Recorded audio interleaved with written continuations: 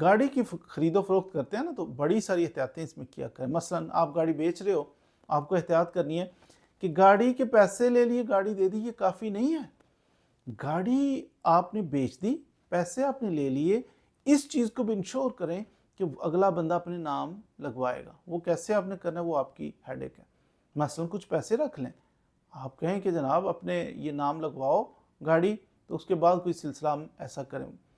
بعض دفعہ خریدار جو ہے وہ کہتا ہے کہ جناب میں گاڑی خرید رہا ہوں تو میں آپ سے 50 لاکھ کی گاڑی لی ہے, 5 لاکھ رکھتا ہوں پیچھے, میرا نام لگواؤ گے. تو پھر دونوں صورتوں میں آپ کو انشور کرنا ہے اس چیز کو کہ یہ بندہ اپنے نام پہ لگوا لے گا گاڑی.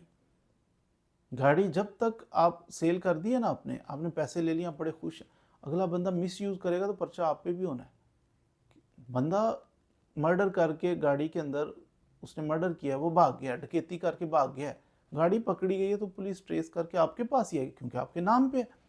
تو گاڑی جب بھی سیل کرنی ہے اس چیز کو انشور کرنا ہے کہ اگلا بندہ جو ہے وہ اپنے نام پہ لگوائے. جب آپ خرید رہے ہو گاڑی, آپ کو اس چیز کو انشور کرنا ہے کہ میں کس سے خرید رہا ہوں, یہ مالک ہے, یہ دیکھیں جی اصلی کاغذ, اوریجنل ڈاکومنٹ میرے پاس ہیں, اوریجنل گاڑی آپ کے سامنے. کافی نہیں ہے, اوریجنل ڈاکومنٹ بھی ہو, گاڑی بھی ہو, مالک سے بات ضرور کریں. وہ نوسر باز کسی کے چرا کے کاغذ اور گاڑی بھگاؤ, آپ اسے ڈھیر سارے پیسے دے کے لے لیں, ایسا نہیں کرنا. مالک سے ایٹ لیسٹ ایک دفعہ ویریفائی کریں کہ بھائی آپ کے ڈاکومنٹس ہیں, آپ کے ہیں, آپ بیچ رہے ہو گاڑی.